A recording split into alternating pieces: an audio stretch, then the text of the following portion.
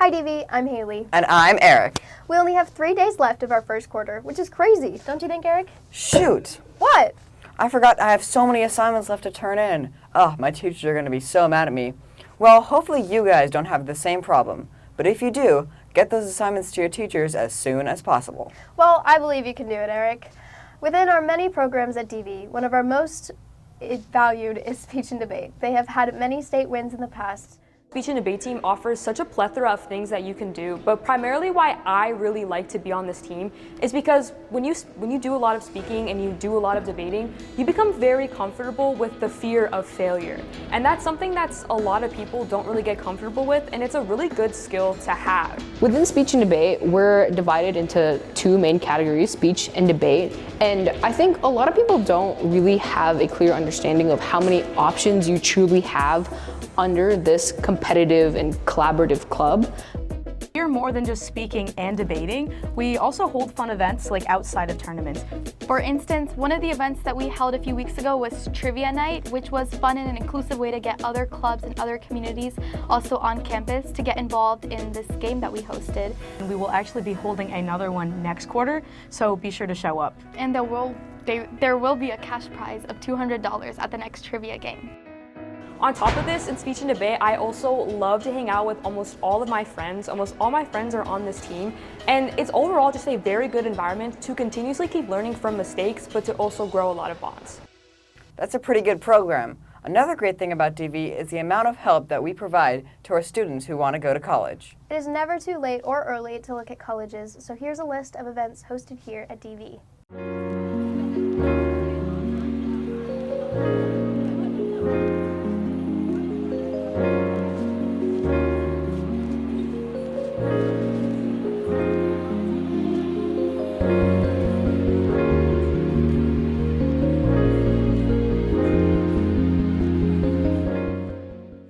There are a lot of colleges coming to Desert Vista, so don't forget to check where each one is so you don't miss it. DV Orchestra had a concert last week and it was amazing. Let's check out how it went.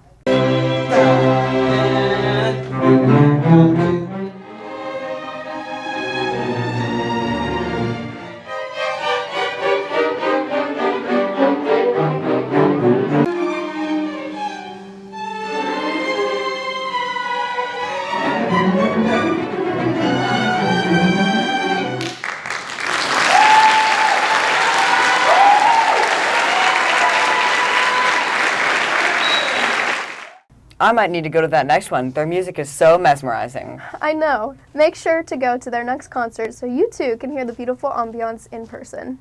We had a lot of issues lately with crosswalks, so let's hear from Officer Levitt to learn about some new safe habits. Hey, what's going on, DV? Today we're back with another episode of Talks with Cops with Officer Levitt on crosswalks. Welcome, DV. Some of the hazards that you should be looking for when crossing the crosswalk are distracted drivers, first and foremost. Some other hazards that you may come across may just be the elements of the weather or even light. Is it night or is it day? It's certainly more dangerous if you're crossing the crosswalk at night versus the daytime because it makes it more difficult for people to see you. Crossing the crosswalk is very important. You may see me out there at the intersection at 32nd and Fry. I'm directing the traffic with a little device that runs the lights. With that, I'm also directing how long you guys have to cross the crosswalk as pedestrians. To do it safely, we need to make sure that we're following those lights. Now, if you don't know yet, but there are some signals at most intersections where you'll see a white person or white crossing. That gives you the right to cross the crosswalk. If you see the red hand and it's a solid red hand, don't enter the intersection. Don't enter the crosswalk if there's 5 seconds left, okay? Because that light is going to change from green to yellow and red, and then traffic's going to be coming. That could create a hazard for you and certainly will be dangerous. There should be a push button as well for you on the signal. So all you need to do is push that button. That indicates to the computer system that a pedestrian wants to cross the crosswalk now. Jaywalking, yes, it's illegal here in the city of Phoenix. It's a city code violation, and it's actually a criminal violation. Now, it's a class 1 misdemeanor or a $250 fine if you get caught doing it. Okay, so just use the crosswalks if you can. Thank you, Officer Levitt. Back to you guys. Make sure you're following those rules in order to keep you and everyone around you safe. Yeah, I sure don't want to get run over. To finish off today's episode, Alyssa interviewed some of our students on what they're doing over fall break. Hey DV, fall break's around the corner. Let's see what students are up to. What are you guys doing over fall break? Well, not much, but at the end of it, we're going to BOA Flagstaff to compete against some bands in the neighboring states.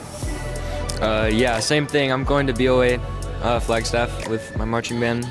I'm going to California and Disneyland. Sounds fun. I'm going to Flagstaff with some family.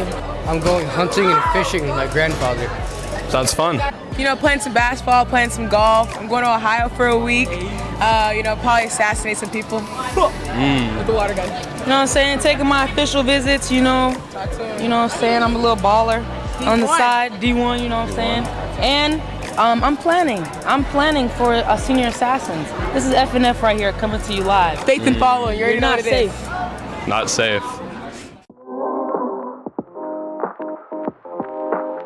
That's all we have for this week. Now back to Eric and Haley for the rest of this week's episode. I know I have a lot of fun things planned over fall break. What about you, Haley? Me too. I'm going to Sedona with my family. That's cool. Don't forget that Monday the 9th is a teacher workday, so there is no school. Well, that's all the news we have for you today. Don't forget to follow us on all of our social medias at TVHS Thunder Media. Have a great fall break. Bye guys.